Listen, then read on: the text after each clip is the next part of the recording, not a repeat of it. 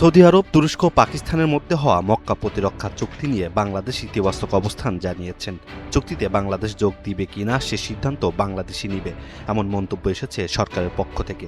তবে প্রতিবেশী ভারতের দৃষ্টিভঙ্গি কি তা নিয়ে প্রশ্ন উঠেছে। বিষয়টি নিয়ে ভারতের পররাষ্ট্র মন্ত্রণালয়ের সাপ্তাহিক ব্রিফিংয়ে প্রশ্ন করা হলে মুখপাত্র রণদীপ জয়সওয়াল বলেন, আমরা ভারতের নিরাপত্তার সঙ্গে সম্পর্কিত সমস্ত ঘটনা প্রবাহ নিবিড়ভাবে পর্যবেক্ষণ করছি এবং সুরক্ষার জন্য প্রয়োজনীয় সব পদক্ষেপ গ্রহণ করছি।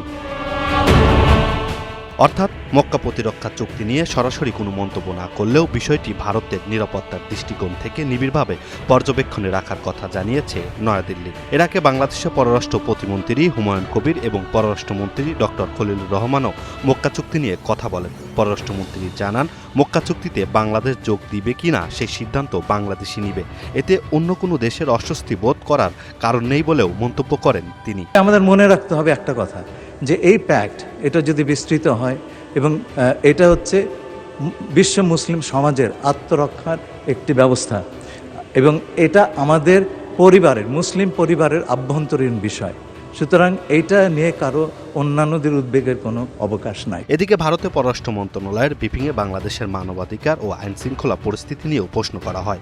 বিশেষ করে কয়েকটি হিন্দু পরিবারকে লক্ষ্যবস্তু করার অভিযোগ নিয়ে ভারতের উদ্বেগ আছে কিনা জানতে চাওয়া হলে রণধীর জয়সওয়াল বলেন, বিষয়টি বাংলাদেশের আইনশৃঙ্খলা পরিস্থিতি সম্পর্কিত। এটি এমন একটি দায়িত্ব যা বাংলাদেশ সরকারকে অবশ্যই কঠোরভাবে পালন করতে হবে।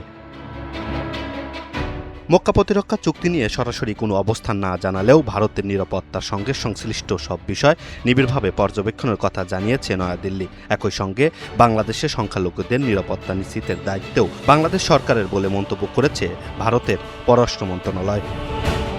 Imran Hussain, NTV online.